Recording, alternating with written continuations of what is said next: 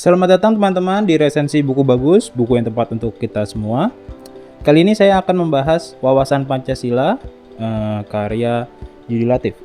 Jadi, kalau teman-teman mau tahu dan ingin menonton lebih lanjut, saya jelaskan dulu bahwa ini buku tentang filsafat ya, jadi buku kefilsafatan gitu ya. Jadi, bukan buku yang istilahnya, yang praktis seperti manajemen, tapi ini lebih kepada buku yang bersifat filosofis gitu ya. Oke, jadi Yudi Latif ini siapa sih gitu? Jadi kita itu kalau misalnya mau membaca buku yang bertemakan filsafat atau buku apapun, sebenarnya kita harus tahu dulu siapa sih orang itu gitu. Nah, Yudi Latif ini adalah seorang akademisi ya, seorang akademisi. Dia itu punya banyak buku yang temanya itu adalah kebangsaan gitu ya. Seperti Negara Paripurna, Historitas, Rasionalitas, dan Aktuaritas Pancasila, Mata Air Keteladanan, Revolusi Pancasila, dan lain sebagainya. Dia ini udah nulis banyak buku, udah 13 buku mandiri, 10 buku kolaborasi, dan 5 jurnal media. S1-nya dia itu adalah S1 Komunikasi di Universitas Padjadjaran, S2 dan S3-nya ngambil Sosiologi Politik di Australian National University. Jadi kalau misalnya kita lihat, dia itu Yudi Latif PhD. PhD itu adalah gelar S3 di luar negeri. Jadi seperti biasa ya, kalau misalnya kita ingin baca buku filsafat, kita juga harus tahu siapa aja sih orang yang mempengaruhi beliau gitu ya. Nah, saya ambil aja nih bukunya ya. Ini agak ribet karena ada mikrofon gede, mikrofon yang kecilnya rusak. Jadi kalau misalnya teman-teman membaca, jadi ada beberapa bab ya. Ada beberapa bab. Ada bab pengantar, sambutan, bab 1, bab 2, bab 3, sampai bab 6. Nah, di bab 1, di bab pendahuluan, kita itu nanti diajarkan, diberitahukan latar belakang penulisan buku ini gitu ya. Jadi kalau misalnya saya kutip itu, tulisannya itu adalah di bab pendahuluan. Nah, jadi Yudi Latif ini mengkhawatirkan terjadi mutasi genetik dari Pancasila gitu ya. Pelemahan Pancasila bisa disebabkan oleh beberapa faktor gitu. Pertama, karena ketelodoran, ketidaktaatan dan penyelewengan atas nilai-nilai Pancasila. Yang kedua, pelemahan juga bisa sebagai konsekuensi dari peralihan mentalitas masyarakat pasca kolonial. Jadinya buku ini tuh di bab pendahuluan dijelaskan latar belakang penulisannya. Lalu di bab 2, wawasan dasar filosofis Pancasila, di buku ini tuh nanti kita akan diajak menuju masa lalu lagi. Jadi kita menuju masa lalu seperti pakai mesin waktu ya. Kita kembali ke masa lalu. Nah, di sana kita akan diajak berdialektika dengan pemikiran-pemikiran dari masa lampau. Nah, kalau teman-teman itu ingin lebih menikmati dialektika di bab 2, teman-teman saya sarankan membaca buku-buku sebagai berikut. Yang pertama itu adalah Tan Malaka Menuju Republik Indonesia atau NAR The Republik Indonesia.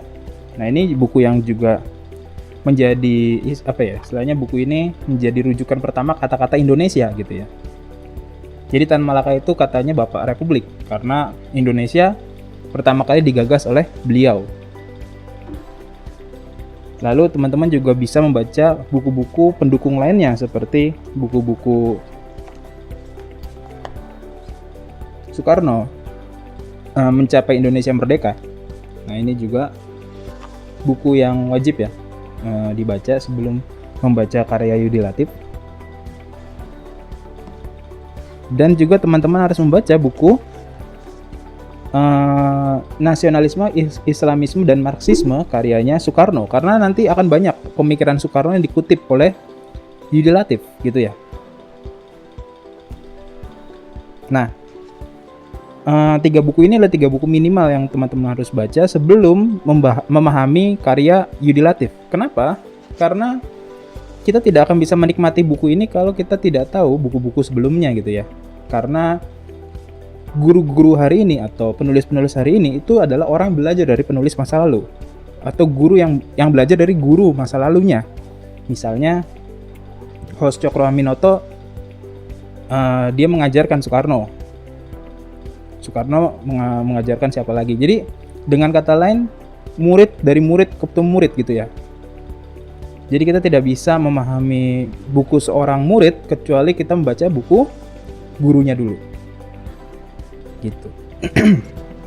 Sebagai komparasi, teman-teman juga bisa membaca buku Islam Merdeka karya Natsir, karena nanti Nasakom itu keluar dari tarik-menarik antara kelompok Islam, nasionalisme, dan Marxisme ya.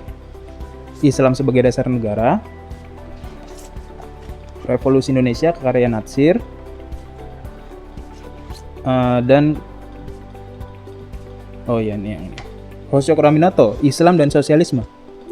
Jadi pemikiran nantinya Soekarno yang menggabungkan antara Islam, agama, sosialisme, dan nasionalisme itu sebenarnya akarnya itu dari gurunya Soekarno, Hos Cokroaminoto. Jadi kita harus baca buku ini dulu nih, Hos Cokroaminoto, dan buku-buku Soekarno, baru nanti kita baca bukunya Yudi Latif. Jadi karena ini guru, ini murid, nah ini ketika ini jadi guru, ini muridnya gitu ya. Jadi buku ini tidak lahir tanpa buku yang awal, yaitu adalah bukunya Hos Cokroaminoto.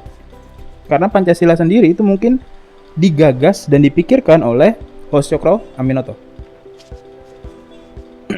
Nah ini beratnya ketika teman-teman itu harus membaca buku filsafat. Teman-teman harus memahami memahami buku-buku yang menjadi landasan epistem atau landasan pemikiran pengetahuan penulis, yaitu adalah buku-buku sebelumnya.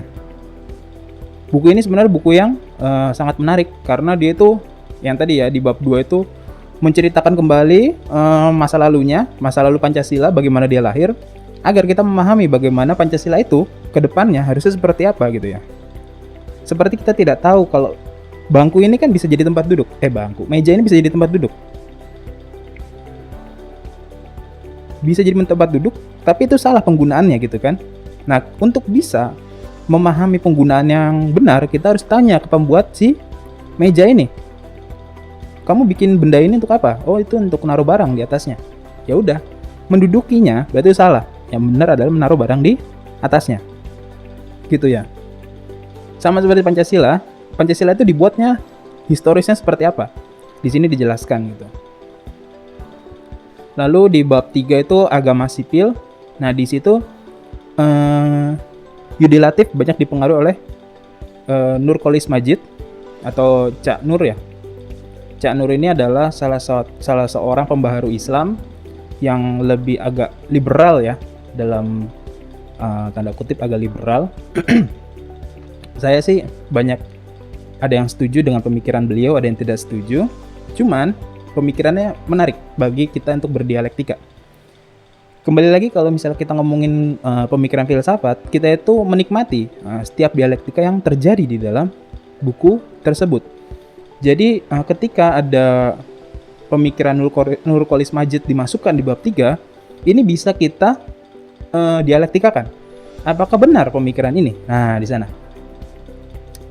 Lalu di bab 4 nanti ada wawasan ideologi Pancasila. Dia membicarakan tentang Pancasila itu seperti apa sih harusnya. Apakah kita hidup berbangsa ini sudah sesuai dengan Pancasila? Nanti di sana kita bisa melihat kritik-kritik kehidupan sosial kita yang masih banyak belum mengikuti Pancasila gitu ya. Sebenarnya sudah banyak dibahas oleh presenter dari channel-channel yang lain ya untuk yang bab 4. Tapi resensornya buku-buku yang lain itu yang lainnya dari channel yang lainnya itu tidak membahas latar belakang epistem Yudi Latif. Padahal ini penting. Seorang penulis harus dipahami pengetahuannya sehingga dia bisa menelurkan karya demikian. Sehingga kita tahu value dari karyanya. Lalu di bab 5, wawasan pembudayaan Pancasila, ini banyak bercerita bagaimana Pancasila ini diterapkan dalam kehidupan sehari-hari, gitu ya. Lalu di bab 6, tatanan dan agenda, ini membicarakan bagaimana Pancasila di masa depan. Nah, mungkin teman-teman bertanya-tanya, kenapa dalam resensi buku kali ini saya tidak mengupas dalam seperti mungkin bukunya Renat Kasali di episode 1 dan buku-buku yang selainnya di episode-episode sebelumnya. Pertama, karena teman-teman yang suka dengan pemikiran filsafat biasanya tidak suka kalau misalnya didikte. Oke, lanjut ke analisis kualitas buku ya, perbandingan kelebihan dan kekurangan buku. Tentu akan menjadi kelebihan di tangan orang yang tertentu. Jadi di tangan orang-orang yang jurusannya filsafat, politik, hukum, ekonomi, sosiologi, dan jurusan sosial yang selainnya, pendidikan dan sebagainya ya. Buku ini bervalue tinggi ya. Bervalue karena mereka ingin dalam pengambilan keputusannya tentu harus ada landasan Pancasilanya gitu ya. Jadi bervalue ya di sana. Tapi bagi orang-orang yang jurusannya manajemen, komunikasi, pemasaran, atau ilmu-ilmu sosial lainnya yang lebih bersifat teknis, ekonomis gitu ya, ini membosankan. Apalagi jurusan yang ilmu eksakta seperti kedokteran, teknik, itu lebih membosankan lagi kalau misalnya mereka disuruh baca buku ini. Karena mereka tidak punya landasan ilmu sosialnya gitu ya. Jadi buku ini tepat di tangan orang yang tepat gitu ya. Buku ini akan berharga di tangan orang yang tepat.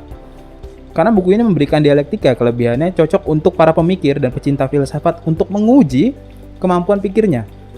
Jadi saya itu ingat ada seorang yang bernama Karl Marx.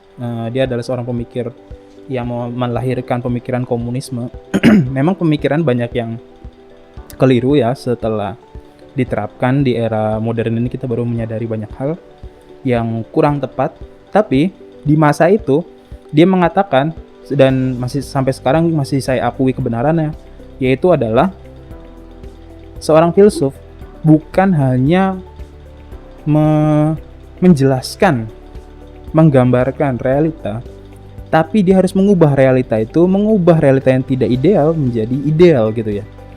Jadi teman-teman yang suka berpikir, suka berfilsafat, pasti akan didorong untuk memikirkan suatu realita yang tidak ideal menjadi realita yang ideal. Nah, teman-teman bisa menabrakkan pemikiran teman-teman dengan buku ini. Jadi enaknya baca buku filsafat itu adalah ketika kita membaca buku, kita itu punya gagasan, kita tabrakkan dengan si penulis. Kalau kata Hegel itu adalah kita itu punya namanya tesa atau pengetahuan kita, lalu nanti buku itu membawakan antitesa atau kontra dari pengetahuan kita. Kita tabrakan, lalu akan terlahir pemikiran baru. Jadi mungkin pemikiran kita yang kurang akan ditutupi oleh pemikiran yang baru yang lebih unggul, atau pemikiran kita yang unggul akan menutupi pemikiran baru itu yang kurang unggul. Nah, nanti akan terlahir nama sintesa. Sintesa ini adalah mengambil keunggulan dari kedua pemikiran karena hasil kekuatan dari dua buah pemikiran yang bersatu gitu ya.